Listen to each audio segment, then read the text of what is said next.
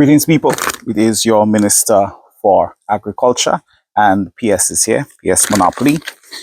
And today we're planting peppers. So I have 5 pepper plants here. These are seasoning peppers. I've already cleared the area, and there are 5 plants. So I have 1, 2, 3, 4, 5 areas. Now, all I did was use the fork and just break up the area a little bit.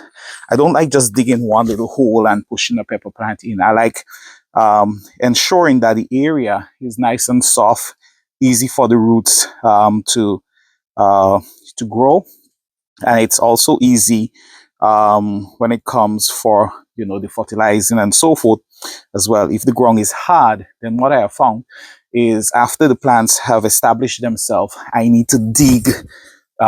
Put a lot of effort into it, and I don't like that. I also have what I normally use, because I think that is one of the things that people have been calling for. They see the peppers, but that is after the fact. So how do I prepare the ground before the plant goes in? I do not just put a plant in the ground like that. Now, normally I would use fall manure, but I'm out of fall manure, so there is no fall manure going into the hole. I also like using a bit of compost, but I'm kind of low on that. Talk about this in a little bit. I do have a little bit here, so I am going to use some of that, and I'm also going to use a little bit of this potting mix. Now, the idea is to try and minimize on the level of shock the plants have to go through. So I don't want them, having been a nice potting mix, to go into the hard ground, and then I have, my plants not moving as quickly as I would want them to. Don't like that. I like knowing when I put my plants in the ground, they're able to take off and do really, really, really well. So that is that. All right. This is a little bit of compost I had, and I'm just mixing it in with some of the potting mix. Now, this is going to go in the hole, and then the plant is going to go in there. I normally use a little bit of fertilizer as well. So I normally put it in there if I am not using fall manure. I don't have fall manure, so I am going to put just a little bit on then the compost, then I put my plant, and then we cover it up with just one little thing being added to it. And this here is blood meal.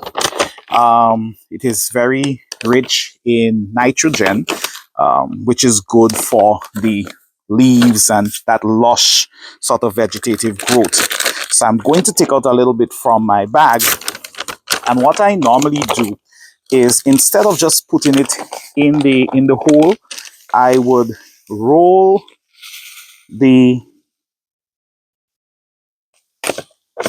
root ball in it. So this goes to the side. All right, roll the root ball in it, and then it goes into the ground. So these are my, if you want to call it, magic trick. This is what is happening. So we'll do this one here first. So just go now. Now, I use the fork because I want the ground to be nice and thing. I normally remove the stones and so as well. So stones are gone. So this here, normally I use my gloves for this. Don't like, interacting with fertilizer and so without gloves on. Just a little bit goes in here. All right. So a little bit of the mix I have here, the potting soil and a little bit of compost I had. All right, compost from garden scraps and so from, composting project. And then I'm going to take one of my pepper plants, and I transferred some of the blood meal into this because I did not want to contaminate the entire bag, because what I normally do is, just roll it in it. All right.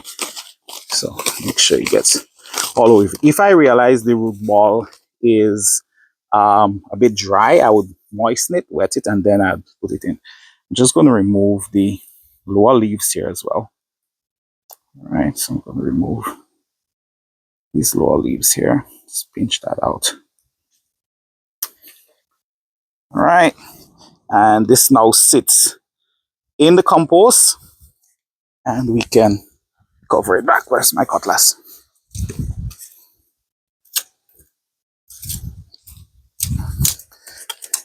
Now, most of the potting soil, they have whether it's cocoa peat or some other thing that would allow for it to retain water.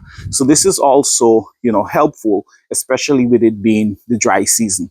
So when I water it, I know it's going to hold some of the moisture in there instead of everything just being lost.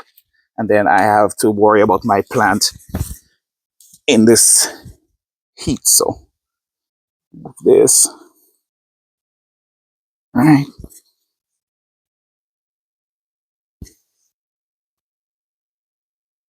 All right. So this is well anchored. And I prefer to use my gloves for this, but you know. All right. So that's our first pepper here. And this is repeated for the others. Now, today, what I'm going to wet it with is, so I'm just going to give it a bit of rainwater from my all right, that should do it for my rain barrel. So I have a barrel collecting rainwater from my roof, specifically for my plants. But in a day or two, so within the next 2 days, I will be giving it a drench of two things, right? That is Power Geyser and Bountiful Harvest. So I'm going to combine these two, and I'm going to drench the pepper plants with it. Power Geyser, very good when it comes to addressing shock and the stress. All right, so this is very good. And Bountiful Harvest, it does magic when it comes to root mass and just giving your plant a very good start. All right, so these two will be used in about 2 days to drench these plants that are going in the ground now. But this is basically it. The blood meal. I got this from Ace. I'm not sure if they have the potting mix. As I said, the only reason why I'm using my potting mix is because I do not have enough compost. You can pick up that in just about any of the agriculture shops. So Ace has it. The agriculture shop on the Carenage Farm and Garden, they have this as well. This fertilizer here, it's 24-8-18. This I got from the agriculture shop on the Carenage. So yep, that's basically it. We repeat this process until all 5 of the plants being planted today are in the ground. And we'll see how it goes. Yeah, get growing. Let's plant food.